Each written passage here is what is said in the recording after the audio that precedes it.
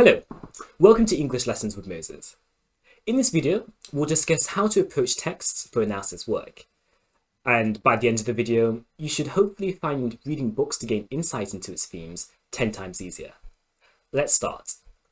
For this guide, I will use Shadow and Bone, one of my favourite books, or favourite modern books.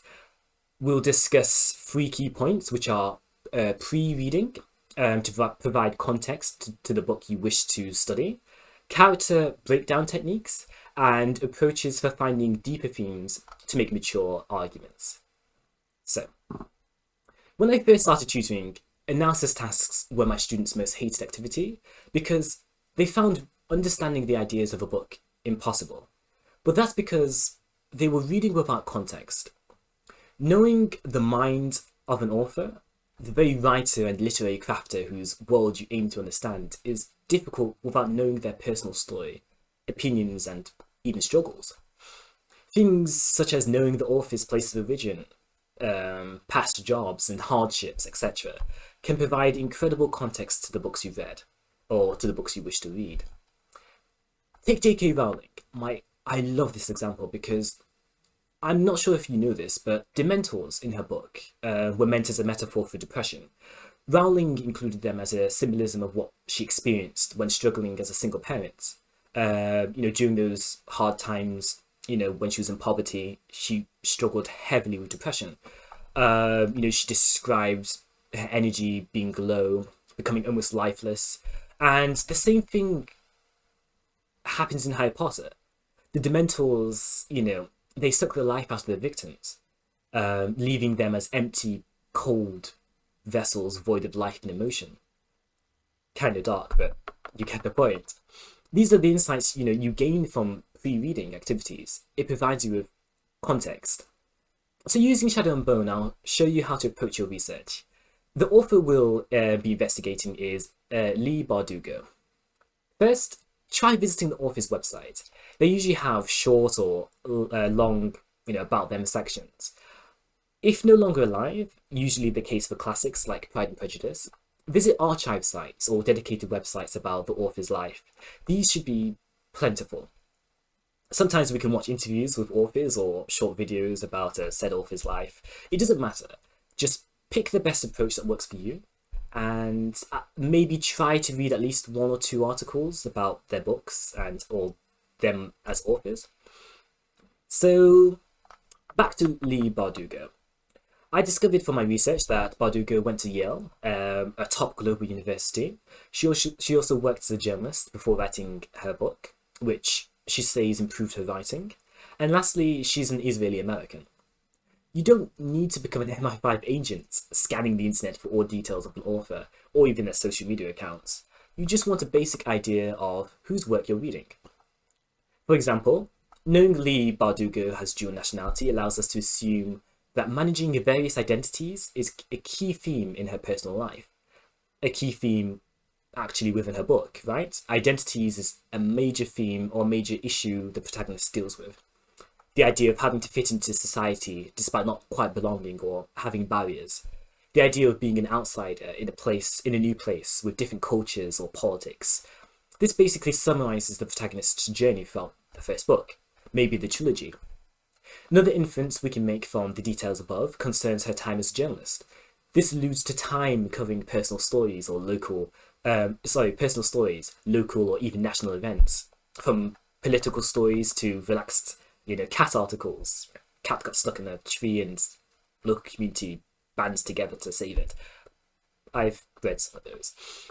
This basically suggests she has an extensive history with meeting various people, and even being exposed to various opinions.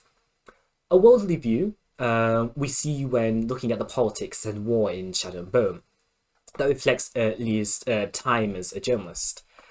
Hopefully you can see how pre-reading can open our minds to new ideas and the author's themes or story context. Now we'll discuss how to better understand the characters of a story.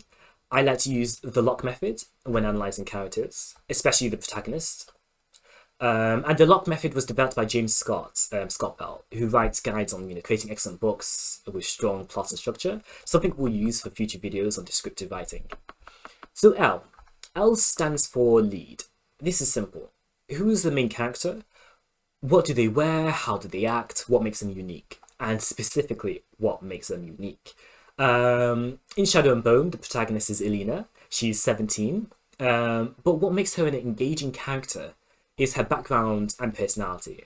We discover that as an orphan, she struggles with belonging and with her personal identity. It impacts how she interacts with other characters and deals with attention, sort of. Um, Her inability to easily make friends causes her to depend heavily on Mal, her love interest, and so this story quickly becomes about her finding a path of independence. Already we get an insight into how our main character thinks and why she acts certain ways in certain situations. Something as simple as just she's an orphan and she has identity sort of issues or struggles with her identity that impacts her confidence, this is why knowing your character is essential. In the book, Elena says, "And what might it have meant for Vapika? If I'd learned to use my powers, the Shadowfold might already be a thing of the past. Mal and I would have never had to fight the Volker. In fact, Mal and I would have probably forgotten each other."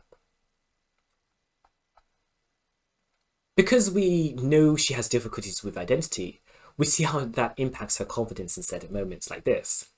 She clearly spends time thinking about past events, past regrets, and her mistakes, an act of self-loathing or perhaps a harsh reminder of how different she is to how she'd prefer or desire to be. Or maybe how others would prefer her to be. These types of insights are made when you truly understand the character within a book. I'll create a dedicated video in the future about character analysis, where we look at language, speech, and how authors may describe their characters. For now, this is a great starting point. The rest of LOCK stands for objective, confrontation, knockout. Another topic that describes a dedicated video, but for now, we must, continue. So we won't spend too long on this next section, because it deserves a dedicated video as well. How to spot a story's deeper theme, or a story's deeper themes, and how to articulate them in a mature manner. Thinking deeply about story plots and events should be easier now you know the author and the characters. My chosen quote for this section is "Genius shrugged. I haven't seen my parents since I was 5. This is my home."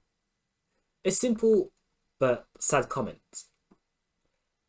Or maybe not.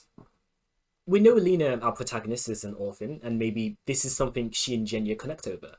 The idea of no longer having their parents play an active role in their lives.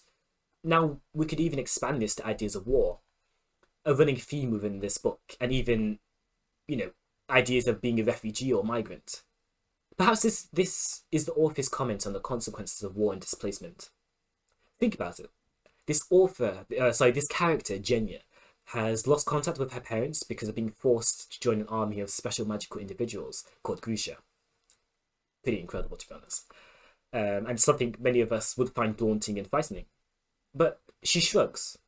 That verb, she shrugs. While saying these things, suggesting an unbothered feeling towards her reality. The contrast between her action and what she's... the contrast between her action and what she says. Which causes the reader to hopefully gasp or feel emotional, or, it's a shock. Maybe instead of suggesting the points above, you could make the argument that the character has become used to her reality. Maybe she feels powerless to change the situation or find her parents, and so shrugging is a way of coping. The amount of points you can make about a book are endless. But ensure that you use quotes and evidence, and ensure you think about the author's ideas or intention, and even an audience's possible reaction. So, to recap, find a quote, talk about what is said and how, then explain how it links to the deeper themes. Think about words used, the audience's reaction, and how this links to various characters and how contrasts can be described or spoken about. You can even go a step further and zoom in to types of categories for sentences or certain language devices. But if it works for you, keep it simple. Hopefully this video has helped you think about how to approach books, especially about how to get started. And you've been watching English Lessons with Moses. Feel free to comment below, and if you have a book in mind that you'd like me to analyze, please share it, or if you have any topics you want me to go over, I'm happy to.